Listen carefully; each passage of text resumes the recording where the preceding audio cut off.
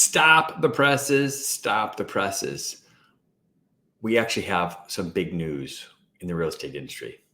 So my name is Ed Huck with Keller Williams Citywide here in Westlake, Ohio. And big news, the interest rates are coming down finally. So I'm here to give you your August 2024 real estate market update in under 5 minutes. And let's dive into this. So inflation seems to be under control. So the Federal Reserve has been really happy with the inflation numbers lately. And everybody expects the Fed to lower the interest rates when they meet next month. Employment is ticked up a little bit, which actually is weird that they feel is okay, which means that they've raised interest rates enough to slow the economy down from getting overheated. So it looks like they're going to lower the rates. So what happens is interest rates for mortgages have already expected this lowering of the prime rate. So they've already started to lower. So as of the middle of last month, interest rates were about right at about the 7% number. Now for a 30-year fixed, you can get about a 6.5%.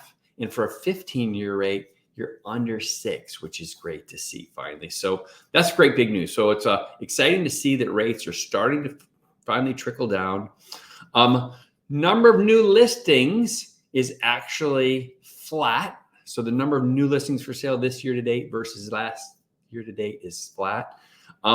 The available homes to purchase now, though, is actually up, which means some of those new listings aren't selling as fast as they were before when you compare it to last year. So things have slowed down maybe a tiny bit as far as homes going under contract, which is what you see here. So homes pending, so when they went under contract, that's down about 3%. Homes transferred year to date you could pretty much call it flat. It's 0.8% down, which I would say is flat when you're looking at 10,000 units that have transferred. So this year still feels a lot like last year, except we're starting to see a tiny bit of slowdown for our homes going under contract. Average prices are still up versus last year. So we're tracking right at about 5.5% when we look at the first 7 months of this year versus the first 7 months of last year. I love to look at the rolling 12 because I think that gives you an even better guide of what's been going on. So the previous 12 months versus the previous 12 months to that. And it's about the exact same. It's tracking at about 5.4%. So appreciation rates have cooled down from where they were a couple of years ago and 10, 11, 12% range in some communities. So I know that feels great when you're looking to sell your house, but overall, as far as affordability goes, we'd like to see this appreciation rate in kind of this 4 and 5 range. Average asking prices, the average asking price year to date, that's missing a 3 there. It should be 374,000 versus 354,000. So that's up about 5.6%. The rolling 12, it's interesting, is actually up about 11%.